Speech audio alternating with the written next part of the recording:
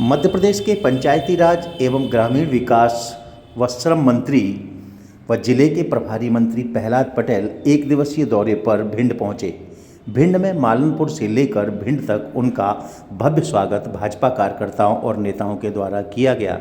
इसके बाद उन्होंने भिंड में पहुंचकर जहां भाजपा कार्यकर्ताओं और नेताओं से मुलाकात की, वहीं जिला योजना समिति की बैठक में भाग लिया और जिले के अधिकारियों को जिले की व्यवस्थाओं को, शासन की योजनाओं को सही ढंग से क्रियान्वित करने के निर्देश दिए। उन्होंने इसके बाद में एक प्रेस कॉन्फ्रेंस ली जिसमें पत्रकारों के सवालों के जवाब दिए। सबका मैं वैसे स्वागत करता हूं। मैं अपनी तरफ से, मेरी पार्टी भारतीय जनता पार्टी की तरफ से आप सबका स्वागत।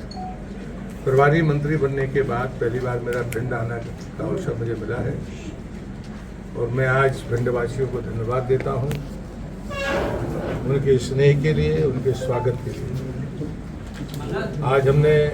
आज मेरा आना परिचयात्मक था, लेकिन मैंने योजना मंडल की बैठक रखी थी और मैंने उसमें दो विषय रखे थे, प्रधानमंत्री सड़क योजना और प्रधानमंत्री आवास योजना। सभी जिले के अधिकारियों से परिचय हुआ और प्रधानमंत्री सड़क और प्रधानमंत्री आवास योजना की समीक्षा हुई। उसमें जनमन आवास जो प्रधानमंत्री का ड्रीम प्रोजेक्ट है उसकी भी समीक्षा हुई है और मुझे ये बताते हुए खुशी है कि जो जनमन के यूनिट हैं वो यहाँ बहुत बड़े नहीं हैं, 52 परिवार हैं, लेकिन सितंबर में 100% लोगों के मकान बन जाएंगे। प्रधानमंत्री आवास की समीक्षा में जो 3 मैंने पहले से ही निर्देश दिए हैं, क्योंकि मेरा मंत्रालय है वो, कि हम जरा इसका आकलन करें कि जो प्रधानमंत्री आवास अभी पूर्ण होने से बचे हैं उनके कारण क्या है। मोटे तौर पर 3 कैटेगरी सामने आई। एक वो जिनने पैसा लिया लेकिन उनकी गति धीमी है, तो मनरेगा के फंड से या मनरेगा का सहयोग करके उनको पूरा किया जा सकता है। ये संख्या 450 के आसपास है, जिसमें लगभग 150 से ज़्यादा यही हैं। और मैंने कहा है कि वन टाइम एक बार जनपद के स्तर पर उसकी समीक्षा करके उसका नंबर ले।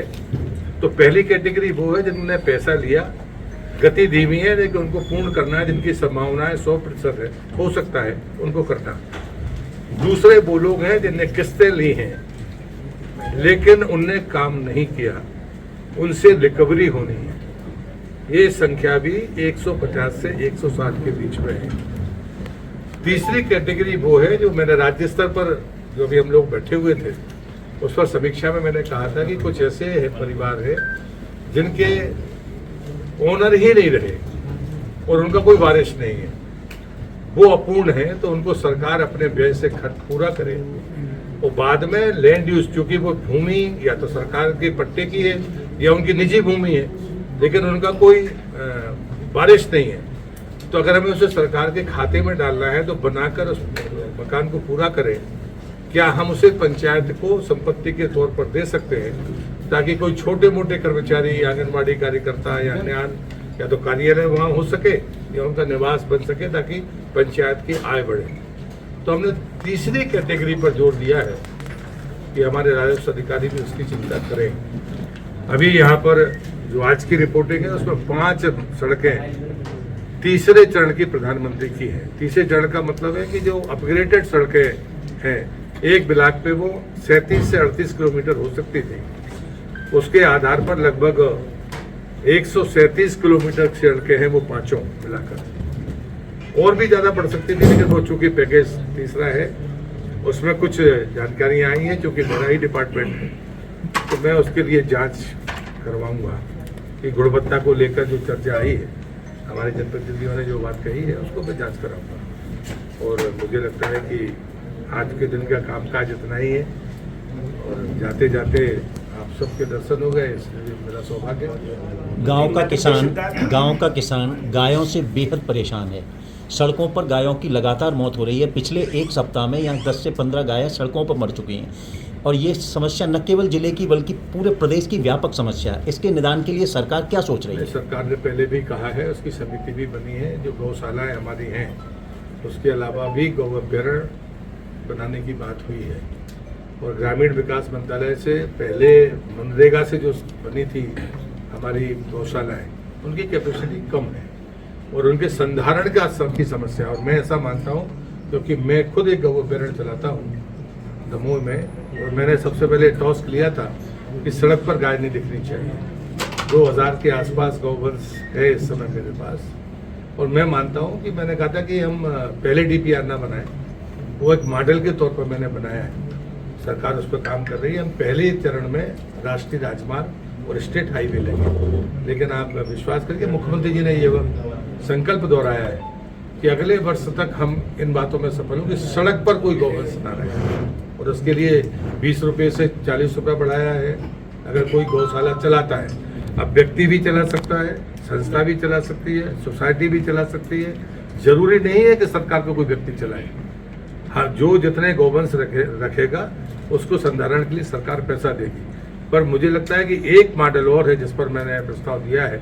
अभी हम लोग जब बैठे थे 3 दिन डिस्कशन में, उस समय वो मंत्री भी थे, कि क्या हम उन गौशालाओं को जो सरकार ने बनाई है उनको भी इनके सुपुर्द कर दें कि संचालन का काम आप करिए। उस पर सरकार आगे बढ़ रही है। मध्य प्रदेश सरकार ने खर्च पर पाबंदी लगाने के लिए 33 विभागों की 70 योजनाओं पर पाबंदी लगाई है कि बिना वित्त विभाग की मंजूरी के ये योजनाएं नहीं होंगी। उसमें किसानों की सम्मान निधि, किसानों की बोनस, छात्राओं को स्कूटी, छात्रों को साइकिल जैसी योजनाएं शामिल हैं। क्या ये पूर्ववर्ती सरकार की योजनाओं पर अंकुश लगाने की कोशिश है क्या?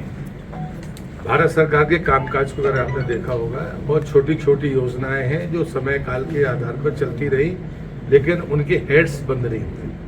मुझे लगता है कि मध्य प्रदेश सरकार भी उसी रास्ते पर जाएगी, और हम ये मानते हैं कि हमें फोकस काम करना चाहिए। अब प्रधानमंत्री, उदाहरण के लिए मैं प्रधानमंत्री सड़क की बात कर रहा हूँ, इन 5 मार्गों के बनने के बाद मेंटेनेंस के अलावा प्रधानमंत्री सड़क योजना के अमले का कोई काम नहीं। तो मैं उदाहरण दे रहा हूँ आपको, और मैं उस विभाग का मंत्री हूँ। तो मैंने कहा कि भाई दूसरे डिपार्टमेंट के काम अगर आपको नहीं मिलेंगे तो क्या आपके पास काम ही नहीं होगा? इतना बड़ा हमला है। तो ये चीजें समय काल के हिसाब से बदलेंगी।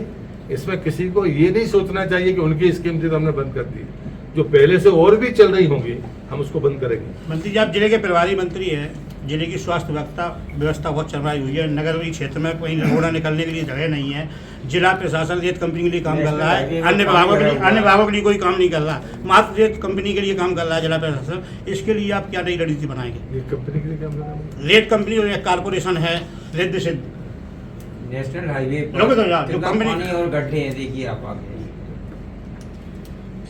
आज की समीक्षा थी, अगली बार समीक्षा जो आपकी तरफ से विषय आएंगे उनको मैं समीक्षा के तौर पर लूंगा। मुख्यमंत्री जी ने एक बरसाना जो मुद्दा उठाता है उसको नोटिस बरसाना गांव करके एक स्कीम लॉन्च की है। नहीं, ऐसा कोई हुआ तो जो मुद्दा उठाता है उसको नोटिस, जिला प्रशासन द्वारा नोटिस भिंड के 10 पत्रकारों को मिल चुका है।